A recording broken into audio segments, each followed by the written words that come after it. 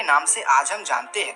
लाइका के बारे में सुनकर ही हमें प्राउड फील होता है, क्योंकि वो दुनिया के सारे जानवर में ऐसी पहली जानवर थी जिसने एक लंबी स्पेस मिशन करी थी।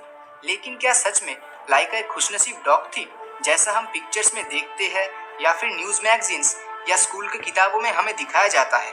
तो सच्चाई क्या है, आज हम इस वीडियो में पता लगाएंगे। 1950 से पहले इंसानों को स्पेस मिशन के लिए धरती से बाहर भेजना तब के टाइम के साइंटिस्टों के लिए काफी चुनौती भरा काम था।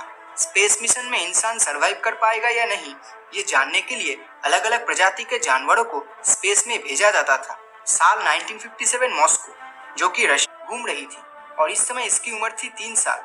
तब उसे क्या मालूम था कि वो इंसानी इतिहास में पहली डॉग होगी जो स्पेस मिशन पे जाएगी।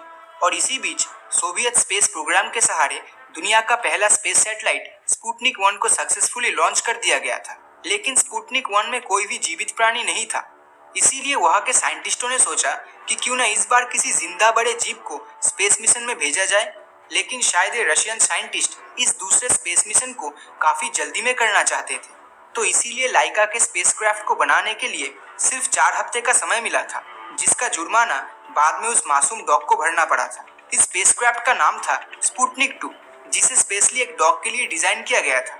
यही स्पेसक्राफ्ट में एक carbon dioxide absorber, oxygen generator और जानवर को ठंडा रखने के लिए एक फैन था। 7 दिन जिंदा रहने के लिए कुछ फूड्स और डॉग के स्टूल और यूरिन कलेक्ट करने के लिए एक बैग रखा गया था। स्पुतनिक 2 का केबिन इतना छोटा था कि केबिन के अंदर घूमने फिरने के लिए भी कोई जगह नहीं थी।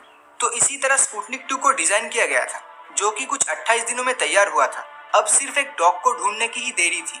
सोवियत स्पेस साइंटिस्ट ने जानबूझकर गली के आवारे कुत्ते को चुना, क्योंकि उनमें बाकी घरेलू पालतू डॉग से ज्यादा एक्सट्रीम कंडीशन में रहने की आदत थी, जो स्पेस मिशन के लिए एकदम आइडियल था। तो इसी बीच उन स्पेस साइंटिस्ट को लाइका मिला और इसके बाद ही स्पेस में भेजने के लिए लाइका को ट्रेन किया गया। स्पुतनिक 2 का केबिन काफी छोटा होने के कारण लाइका को 20 दिन एक छोटे पिंजरे में कैद करके रखा गया, ताकि वो स्पुतनिक 2 के केबिन में अच्छे से अकस्टम्ड हो सके। तो देखते ही देखते लाइका का ट्रेनिंग खत्म हुआ और वो स्पेस में जाने के लिए तैयार थी। उस टाइम इंसानों को स्पेस में जाने का तरीका तो मालूम था, लेकिन वापस आने का नहीं। मतलब देखा जाए तो ये एक सुसाइड मिशन जैसा ही था। फर्क सिर्फ इतना था कि लाइका को पता ही नहीं था कि वो कुछ ही दिनों में मरने वाली है। तो लाइका को इस मिशन पे भेजने से पहले वहाँ के एक साइंटिस्ट लाइका को अपने साथ अपने घर लेके गए और जिंदगी के कुछ आखिरी पलों में लाइका को उनके बच्चे के साथ खेलने कूदने का मौका दिया। अब लाइका को हमेशा के लिए अलविदा कहने का समय आ चुका था। तो फाइनली लाइका को स्पुतनिक 2 के अंदर केबिन में चेन से बांध के अंदर डाल दिया गया, ताकि वो अपने जगह से ज्यादा मूवमेंट ना कर पाए। और इसी पोजीशन में लाइका को 3 दिन तक धरती के अंदर ही रखा गया, ताकि उसे इस सिचुएशन की आदत लग जाए। 3 नवंबर 1957 लाइका के जिंदगी का आखिरी दिन। स्पुतनिक 2 लॉन्च के कुछ समय पहले लाइका के स्पेसक्राफ्ट को आखिरी बार के लिए बंद करते समय एक टेक्नीशियन लाइका के नाक पे चूम के आखिरी बार के लिए अलविदा कहा, ये जानते हुए कि वो कभी वापस नहीं आने वाली। और इसके बाद स्पुतनिक 2 सक्सेसफुली लॉन्च हुआ और लाइका के साथ स्पुतनिक 2 ऊपर अंतरिक्ष की ओर आगे बढ़ने लगा। लेकिन टेक्निकल फॉल्ट की वजह से स्पुतनिक 2 का एक हिस्सा रॉकेट से अलग नहीं हो पाया। शायद 4 हफ्ते का समय एक स्पेसक्राफ्ट बनाने के लिए काफी नहीं था, और इसी के कारण लाइका के केबिन का टेम्परेचर तेजी से बढ़ने लगा और लाइका की हार्ट रेट पहले से काफी ज्यादा बढ़ गई। नॉर्मल हार्ट रेट 103 से 240 तक पहुंच गया था।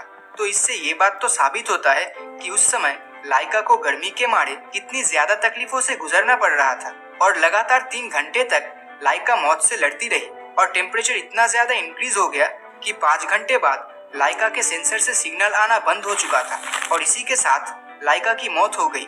उसकी मौत के बाद उसी अवस्था में स्पुतनिक 2 162 दिन तक अंतरिक्ष में था और लगभग 2570 बार अर्थ को सराउंड करते हुए घूमने लगा।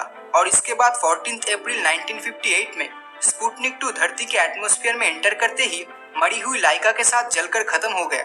2008 में रशिया के सरकार ने लाइका के सम्मान में एक मूर्ति या स्मारक बनाई थी। ये वही जगह था जहाँ पे लाइका को ट्रेनिंग दिया गया था। जैसा कि आप देख सकते हैं, एक रॉकेट के ऊपर डॉग खड़ी है, जो कि है लाइका। हमें लाइका की इस महान बलिदान को कभी नहीं भूलना चाहिए। स्पेस मिशन में इस डॉग की कुछ कंट्रीब्यूशन तो रही होगी, जिसके कारण आज हम बड़े बड़े स्पेस मिशन के बारे में सोच सकते हैं। तो क्या साइंस के अपने फायदे और इंसानों के एडवांसमेंट और डेवलपमेंट के लिए इन जानवरों का बलिदान देना क्या आपको सही लगता है? नीचे कमेंट करके बताना मत भूलना। और अगर ये वीडियो आपको अच्छा लगा हो तो इस वीडियो को लाइक और अपने दोस्तों के साथ शेयर करना मत भूलना।